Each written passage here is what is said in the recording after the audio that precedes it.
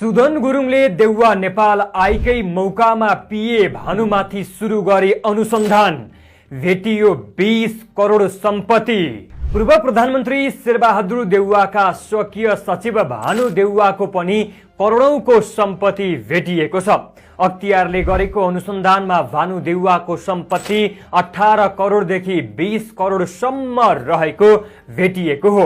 नेताको स्वकीयको करोडौं सम्पत्ति भेटिएपछि यति बेला जनता नै चकित परेका छन्। देउवा पटक पटक नेपालको प्रधानमन्त्री बन्दा भानु देउवा नै स्वकीय रहेका थिए। गृहमन्त्रीमा सुदन गुरुङ आएसँगै सक्रिय बनेको अख्तियारले यति बेला अनुसन्धानलाई निकै तीव्र पारेको छ।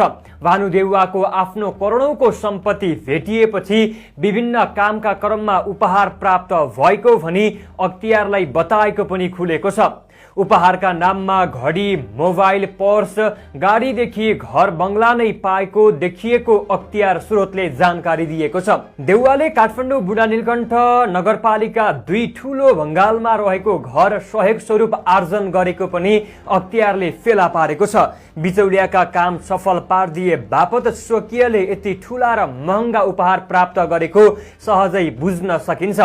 केपी शर्मा ओली र शेरबहादुर देउवा पटक पटक प्रधानमन्त्री बन्दा उनीहरूका स्वकीय नै एउटै रहेका थिए, जसले गर्दा पनि उनीहरू सुरुदेखि नै अनुसन्धानको घेरामा रहेको। अचल सम्पत्तिको मूल्याङ्कन भइरहेका कारण रकमको एकिङ विवरण भने तयार पार्न केही समय लाग्ने अख्तियारले जानकारी दिएको छ। अख्तियारले उनीहरूलाई सहयोग स्वरूप घर, गाडी, गरगहना सहितका विलासिताका सामान दिने दातामाथि पनि अनुसन्धान अगाडि बढाएको खुल्न आएको छ।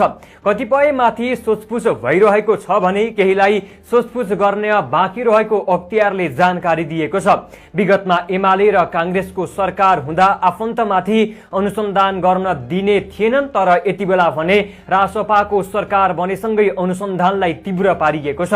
गृहमन्त्री सुदन गुरुङले त भ्रष्टाचार गर्ने कसैलाई पनि बाँकी नछाड्ने बताइसक्नु भएको छ। यति बेला अनुसन्धानकारी निकाय पनि निकै तातिरहेका छन्। गुरुङको एक्सन र निर्देशनसँगै यति बेला अख्तियारले पनि भट्टाभट मुद्दा चलाइरहेको छ। यति बेला कांग्रेसका पूर्व सभापति शेरबहादुर देउवा नेपाल आइसक्नु भएको छ। यही छेकोमा अनुसन्धानलाई अख्तियारले निकै तीव्र पारिरहेको छ। अख्तियारले धमाधम पूर्व नेताहरू र तिनका नजिकका मान्छेमाथि नै अनुसन्धान अगाडि बढाएपछि यति बेला नेताहरूको भागाभाग भएको छ। कुनै समय चप्पल पड्काउँदै काठमाडौँ छिरेका नेताहरू यति बेला अर्बौंको मालिक बनेका छन्, जसले गर्दा पनि उनीहरूमाथि वर्षौंदेखि अनुसन्धान गर्नुपर्ने आवाज उठ्दै आएको छ।